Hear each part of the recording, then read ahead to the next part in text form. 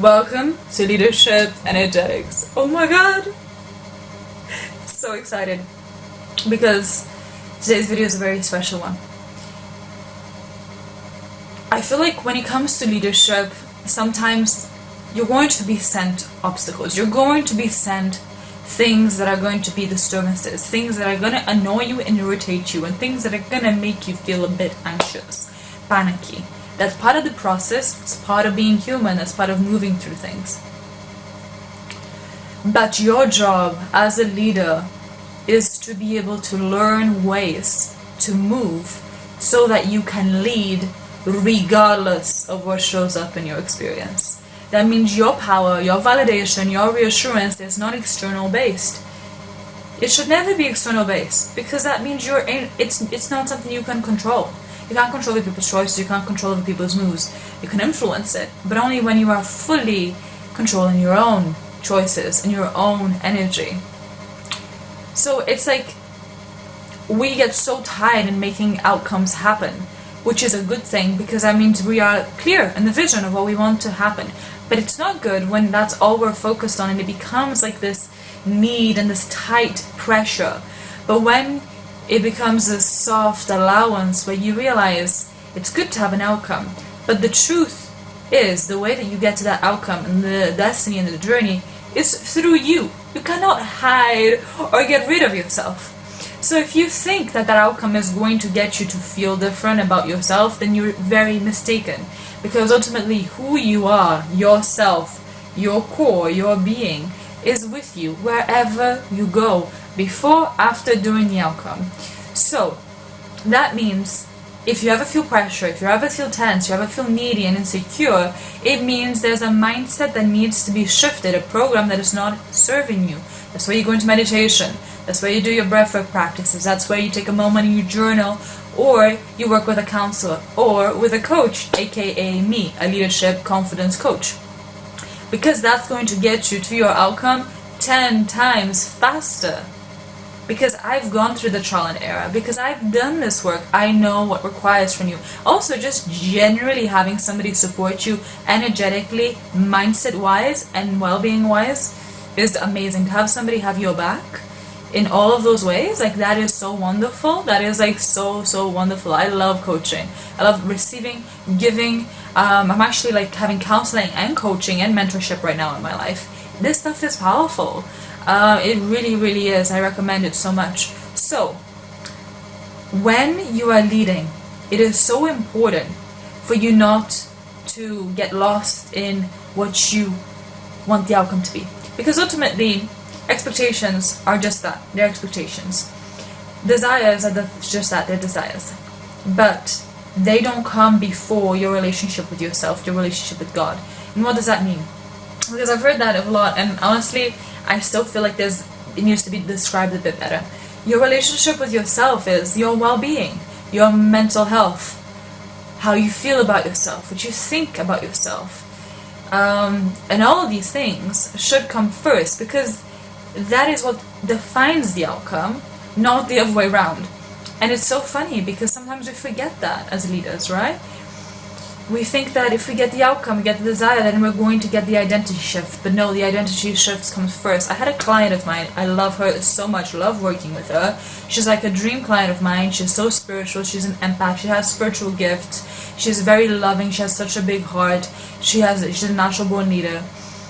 She turned to me and she said, look, Scarlett, I want to like work with people who I look up to, and I want to have more friends that I look up to in my life so that they can help me get to where I want to go. And that's still the same mindset thinking. I want the desire and the outcome so that it can create the identity. But the truth is, your relationship with yourself affects the outcome and the desire and the experiences and the friendships and the partnerships and the collaborations. So your identity with yourself is what you have to work with. Now the question is, how do you work on that?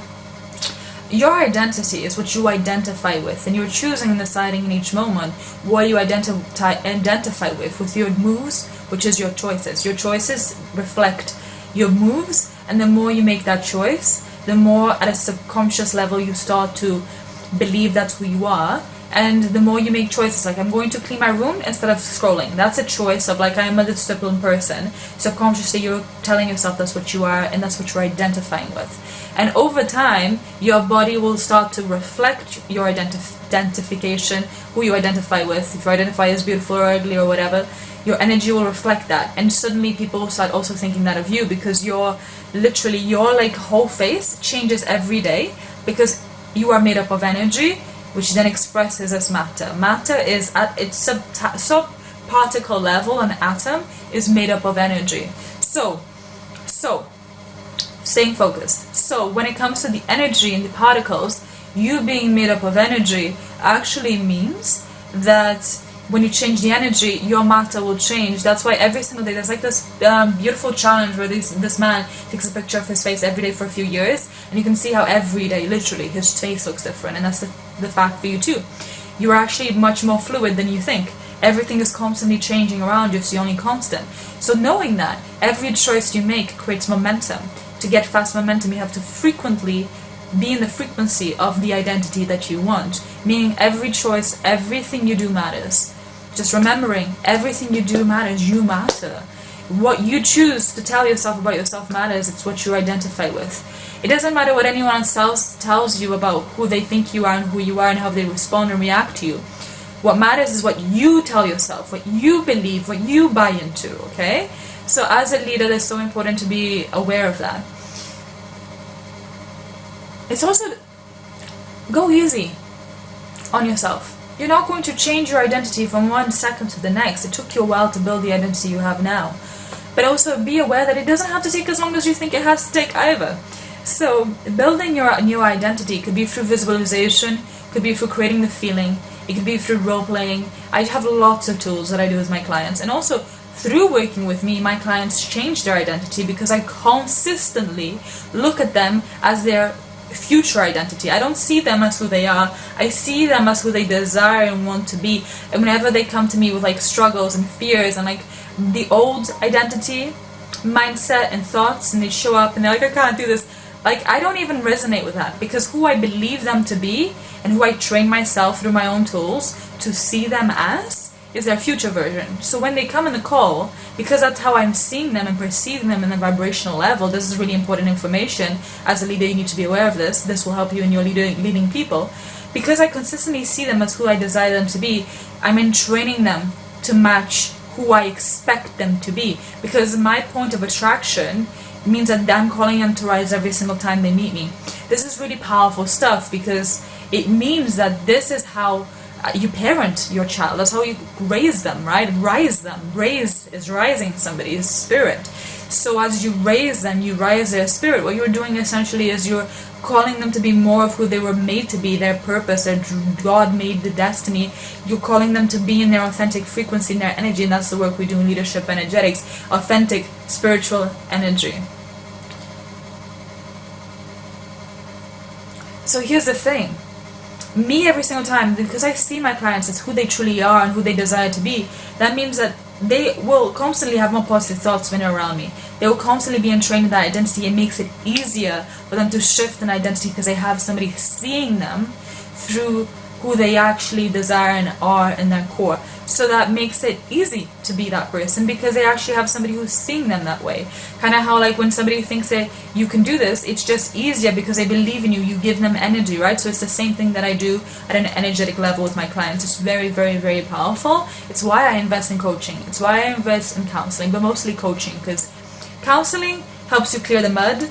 But once that everything's clear and you can see the water and it's not muddy anymore, then you want to start to decorate and change things around. Maybe make the pond a little bigger, right? If you have a pond, you move around, it gets muddy, that's the trauma, the negative thoughts. You clear it through meditation, through counseling, it's all clear. But now, you get to add to it, you get to build it, make it bigger, make it prettier, make it more like how you desire it to be. It's not a need now, you don't need for it to be calmer, it is calm. Now you get to go from need to desire. Coaching is desire, counseling is need. So you're focusing on your needs and then your desires. So that's why I love, and actually I'm investing so much on myself now, because as I invest in myself, so does the clients I have grow and evolve so much too. But yeah, your identity is based on the choices you make, because ultimately you can think and affirm and visualize all day. But if your choices and the way you're treating people is not matching with that, it's very hard to manifest. It has to be congruent.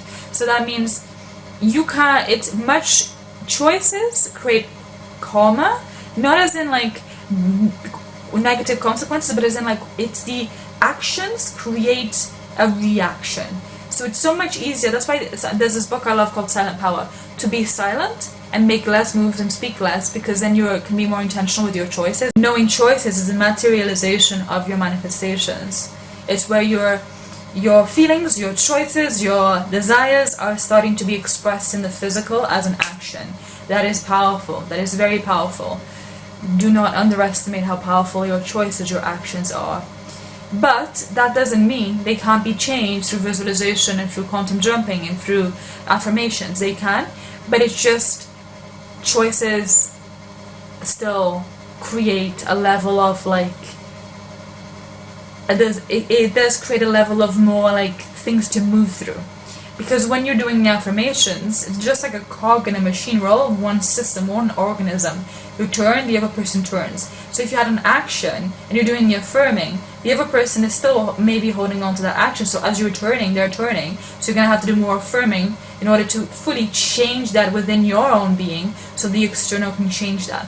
So actions have a way to like really speak to our subconscious mind, and in order for you to change the external and to lead someone else's energy, you have to fully change them within. So that means you have to fully change how you see them from within. There's something called the seed of life. It's a geometry, which is literally a seed of life. It's so beautiful, but basically it's how we're literally all connected. So like you have to go within in order to shift the external. As within, as without, as above, as below, right? So it's all one being. So there's an illusion that there's a separation between you and I, but we really are just the expression, the image of God, and God is just one being, expressing through different egos, different characters that are dancing with each other. So that's so beautiful to have that remembrance. That's so beautiful to have that divinity, that activation. So that's the activation. I told you today was a very special one. Make sure to comment, because I want to hear your thoughts, and like this video, because that shows me you like this kind of stuff, and I make more videos with this style. Because I'm always experimenting new things, and so when you like it, I'm like, oh, okay, they like this, I'll make more videos like this. And also it shows appreciation for the value that I'm providing, which I am grateful for. But essentially also subscribe, because then I do post quite frequently, so keep updated and keep up leveling your leadership skills, because I'm constantly learning. You should be constantly learning. Leadership is something that's so beautiful, just like parenting and like leading another human being. Leading is such a beautiful path in this journey of life, and the better you get at it, the more rewarding it is. So keep learning, keep growing, keep evolving.